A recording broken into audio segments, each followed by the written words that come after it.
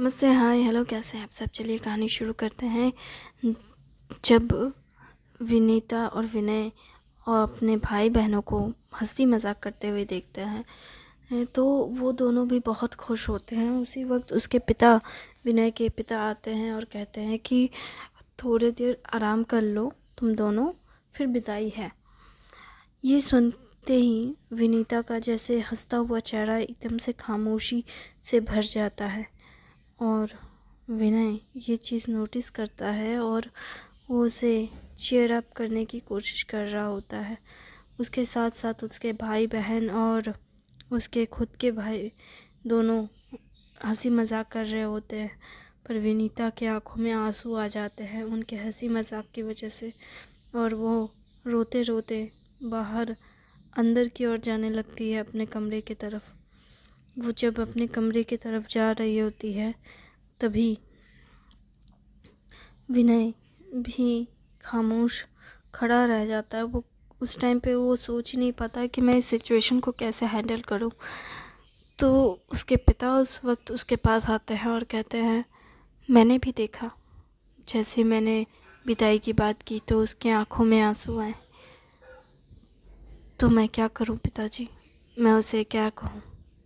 पता है, जब तेरी माँ की विदाई हो रही थी तो मैंने तेरी माँ का हाथ थाम बस इतना कहा था कि अच्छा वक्त हो या बुरा वक्त, चाहे जैसा वक्त क्यों ना हो, मैं हर वक्त में तुम्हारा साथ दूंगा, तुम्हारा ख्याल रखूंगा, तुम्हें सुनूंगा।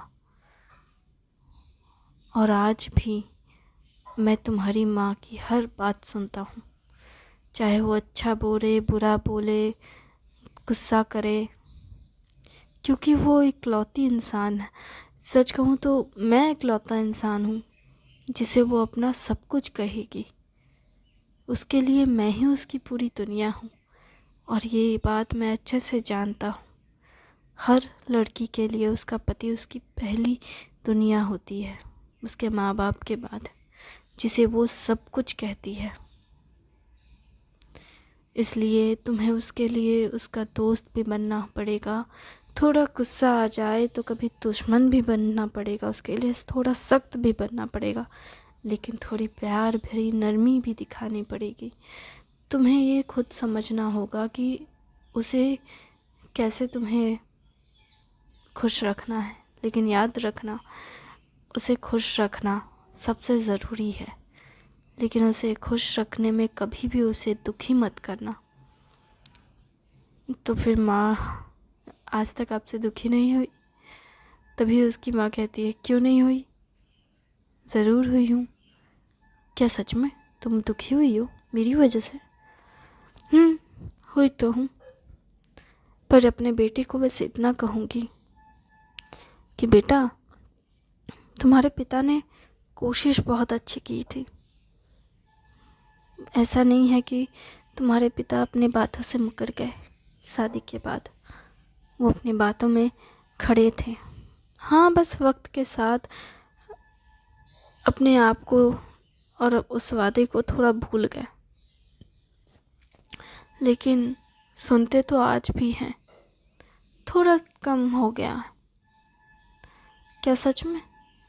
ये कहते हुए वो अपने बेटे को कहती है, जाके कुछ अच्छा कहो उससे, जिससे उसके दिल को अच्छा लगे। विनय भी तुरंत अपनी पत्नी की तरफ भागा भागा जाने लगता है, क्योंकि अभी अभी तो उसकी शादी हुई है। तो वो तुरंत जाता है और दादाजी को होते हुए, दादाजी जो कि वहीं पे रहते हैं बाहर दरवाजे पे ही बैठे हुए, क्योंकि वो उन्हें भी नींद नहीं आ रही होती है कि अब रात के तो 1:30-2 बज चुके हैं, अब विदाई होने वाली है, तो क्या सोना है, पहली चीज़। दूसरी कि अब विदाई होने वाली है, उनकी लाडली पोती की विदाई। वो इस चीज़ को कैसे हैंडल करें ये समझ नहीं पा रहे थे, इसलिए वो भी बाहर बैठे हुए थे। बाहर जब वो बैठे हुए थे तो विनय भी उन्हें देख समझ जाता है कि उन्हें नींद नहीं आ रही है, तो सबसे पहले वो उन्हीं के पास बैठता है। और जब वो बैठता है तो दादाजी, जो कि आंखें बंद कर चेयर में बैठे होते हैं तो उनकी आंखें खुल जाती है और वो विनय का हाथ जो उनके पैरों पे रखा होता है उसे देख कहते हैं, कुछ कहना है क्या बेटा? जिस पर वो कहता है, हाँ दादाजी, कहना है, बहुत कुछ कहना है। चलिए, सबसे पहले मैं आपसे ही शुरू करता हूँ। मैं आपसे ये कहना चाहता हूँ कि आप फिक्र ना करें, मैं आपकी पोती का अच्छे से ख्याल रखूँगा। मैं शायद इतना अच्छा पति नहीं हूँ, लेकिन मैं बनने की कोशिश ज़रूर करूँगा। मैं पूरी कोशिश करूँगा कि मैं उसके लिए सबसे बेस्ट या बेस्टेस्ट हस्बैंड बनूँ। तुमने कहा तुम उसके लिए अच्छे पति नहीं हो, तुम्हें कैसे पता? क्योंकि अगर मैं उसके लिए अच्छा पति होता तो वो इस तरह से अपने कमरे में ना गई होती। उसे खुशी होती कि उसने मुझे चुना, पर शायद वो दुखी है इस बात से कि उसने मुझे चुना है, जो मैं उसे उससे दूर कर रहा हूँ, उसे उसके सबसे प्रियजनों से दूर कर रहा हूँ। शायद मैं उसका अच्छा पति नहीं बन पाया, सबसे पहले ही फेल हो गया, लेकिन मैं आपको वादा करता हूँ मैं उसके लिए सबसे अच्छा पति बनूँगा और मैं उसका अच्छे से ख्याल रखूँगा। मैं उसके लिए सबसे बेस्ट स्ट्रेस ऑप्शन नहीं बल्कि चॉइस बनूँगा। मैं चाहता हूँ कि शादी के 10 साल बाद भी वो इस बात पे खुश हो कि उसने मुझे चुना। मैंने ऐसे बहुत सारे औरतों को देखा है जो शादी के 10-20 साल बाद कहती हैं कि मैंने माँ बाप ने गलती कर दी मेरी शादी इस इंसान से करवा के। पर मैं चाहता हूँ कि विनीता कभी भी इस बात को लेके अफसोस ना करे, चाहे शादी के हमारे 60 साल ही क्यों ना हो जाए। मैं उसे वो खुशी देना चाहता हूँ और मैं उसे वो खुशी दूँगा दादाजी, ताकि वो शादी के 60 साल बाद भी वो ऐसे ही मुस्कुराती रहे जैसे मुस्कुराहट के साथ आपने उसे बचपन से पाला है। मैं उसे वो सारी खुशी देने की कोशिश करूँगा जिससे उसे सुकून मिले। ये सुनकर दादाजी उसके सर पर हाथ रखते हैं और कहते हैं, मुझे यकीन है कि तुम उसे खुशी दोगे और सुकून भी पहुंचाओगे। तो फिर उसके बाद विनय दादाजी के पैर छूता है और कहता है, तो मुझे आशीर्वाद दीजिए कि मैं उसका अच्छा पति बनूं और मैं उसका इतना अच्छा जीवन साथी बन सकूं कि जिसे पाकर वो सुकून से भर जाए, उसकी ज़िंदगी में कभी तकलीफ़ों की परछाई भी ना पड़े। चाहे हम समस्याएं कितनी भी आए, मुसीबतें कितनी भी आए, लेकिन हर मुसीबत का हल हम दोनों के पास हो और हम दोनों हर मुसीबत के साथ मुसीबत में एक दूसरे का हाथ थामे रहें और हर मुसीबत का सामना कर सके। दादाजी विनय की बातें सुन इतने खुश होते हैं कि आशीर्वाद के साथ कहते हैं कि तुम हमेशा खुश रहना और मेरी पोती का अच्छे से ख्याल रखना। ये कहते हुए उसे आशीर्वाद देते हैं। विनय तुरंत फिर भागता हुआ जाता है, जहाँ पहुँचने के बाद सबसे पहले बरामदे में उसे उसके चाचा चाची मिलते हैं। उन्हें देखकर भी वो कुछ कहने के बारे में सोच रहा होता है, तो चाचा कहते हैं कि हमने सुन लिया जो तुमने कहा, अब जाओ जाओ अपनी पत्नी के पास जाओ। वो मुस्कुराते हुए उनके पास जाता है और उनसे आशीर्वाद लेता है। वो भी कहते हैं खुश रहो और फिर वो चला जाता है।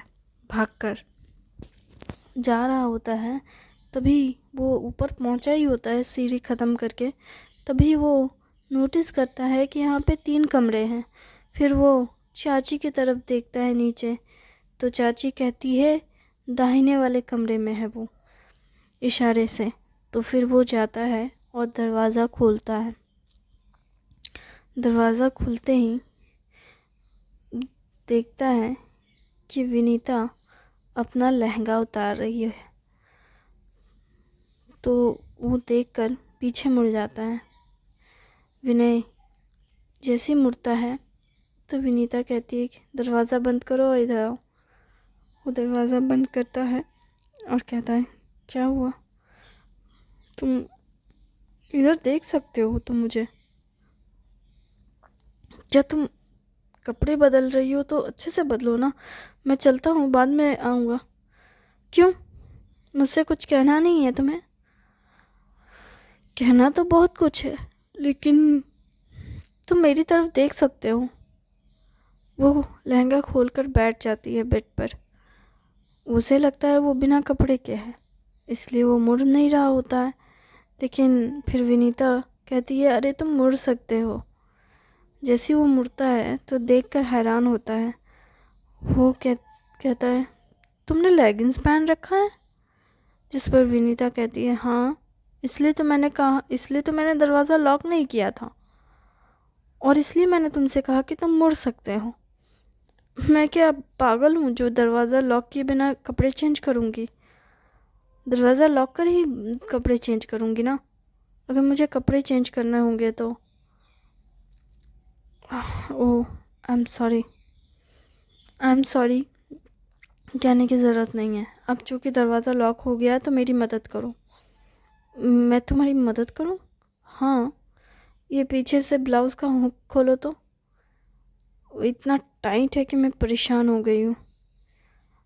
ओह ठीक है, मैं खोल देता हूँ।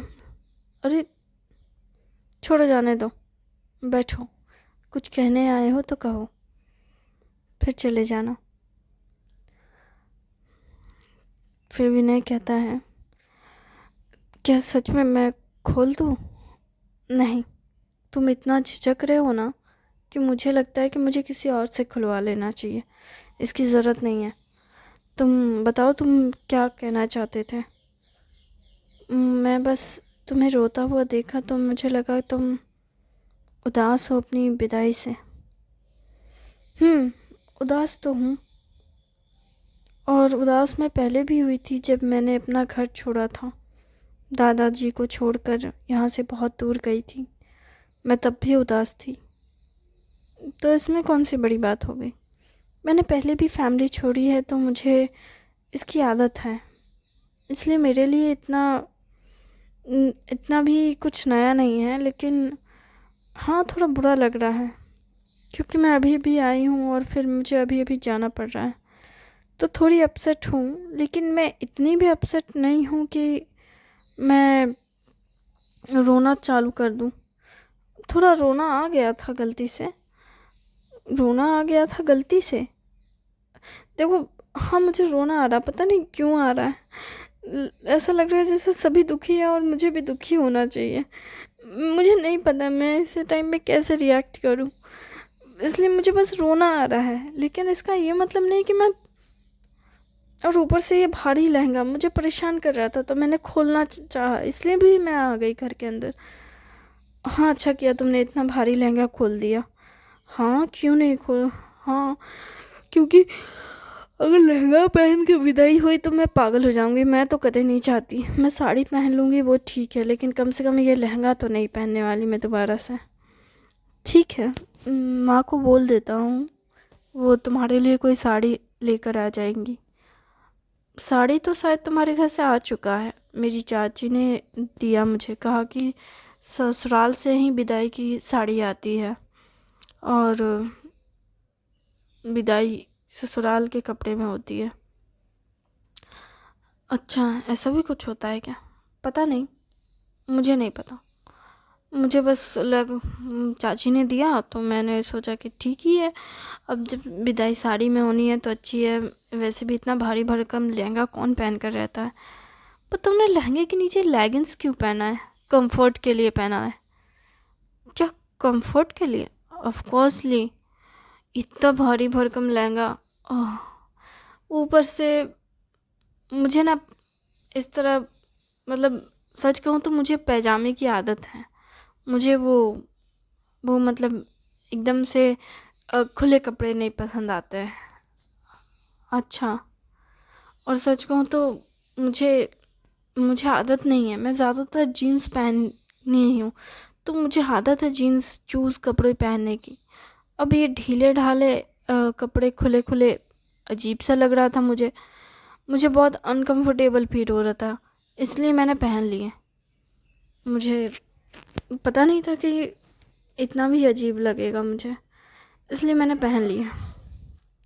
और वैसे भी मुझे स्टेज पर जाना था और लहंगा इतना बड़ा है, इतना भारी है कि मेरा लेगिंग्स तो वैसे भी नहीं दिखने वाला, तो इसलिए पहने थे। क्यों? अच्छा, ठीक है। बस ठीक है, और कुछ कहना है तुम्हें? नहीं, बस इतना। हाँ, तो फिर बाहर जाओ और जाकर मेरी चाची को बुला लो। चाची को? हाँ, तुम्हारी माँ और तुम्हारी चाची तो घर जा चुकी हैं। उन्होंने वो थोड़ी देर पहले ही मुझे आकर उन्होंने मुझे कहा कि मैं अब हम दोनों जा रहे हैं, तो वो चली गई। किस लिए? अरे किस लिए का क्या मतलब, हमारी विदाई होगी तो स्वागत तो करना होगा ना वहाँ पे। घर का दरवाज़ा बंद रहेगा क्या? ओ हाँ, एक तो तुम्हारी ज़िद की वजह से और मेरे दादाजी के ड्रामे की वजह से तुम्हारे घर के सारे लोग यहाँ पे आए थे, और कहीं ना कहीं इन्जॉयमेंट सब ने किया, लेकिन अब जाना तो पड़ेगा। एक बात बताऊँ? क्या तुम मुझसे नाराज़ हो? नहीं, तो फिर तुम ऐसा क्यों कह रही हो? ओह, मैंने कुछ गलत कह दिया क्या? नहीं, तो फिर मैं तुम्हारी मदद कर देता हूँ। तुमने अभी मुझसे मदद मांगी थी ना? ये क्या हुआ? तुम क्या बोले जा रहे हो? अरे कुछ नहीं, मैं बस तुम्हारी मदद करना चाहता था। तो ठीक है, कर दो। ये खुलता कैसे है?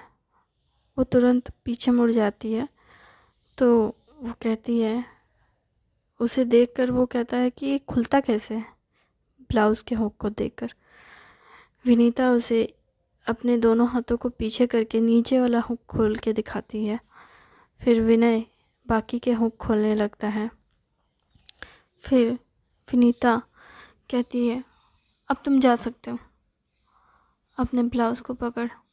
विनय कहता है, जी तुम पागल हो, मैं जा सकता हूँ कि क्या मतलब है? तुम ऐसे मुझे भेज दोगी क्या? अरे हाँ, मैं तुम्हें भेज रही हूँ, या तो फिर उधर घूम जाओ। अच्छा ठीक है।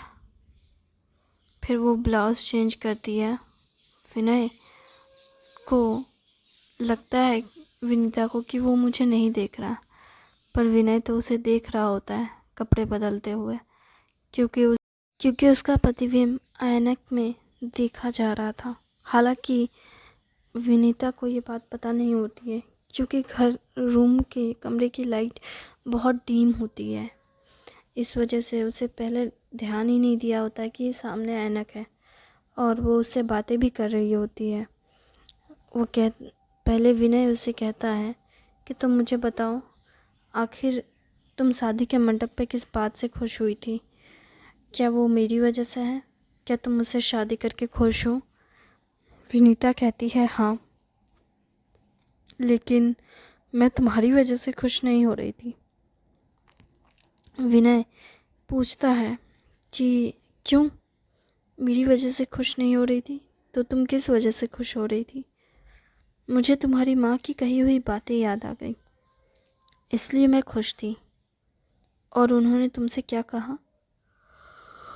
उन्होंने मुझसे कहा था एक बात जो मुझे बहुत अच्छी लगी, और मुझे वो याद है, इसी वजह से मैं खुशी खुशी शादी के लिए मान गई थी।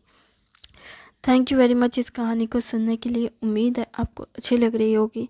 अगर आपको किसी तरह की नई कहानी, एडवेंचरस, सस्पेंस, थ्रिलर या मर्डर स्टोरीज़ या किसी भी तरह की सुनने की शौक़ है, इच्छा है, तो आप मुझे कमेंट करके बता सकते हैं। Thank you very much.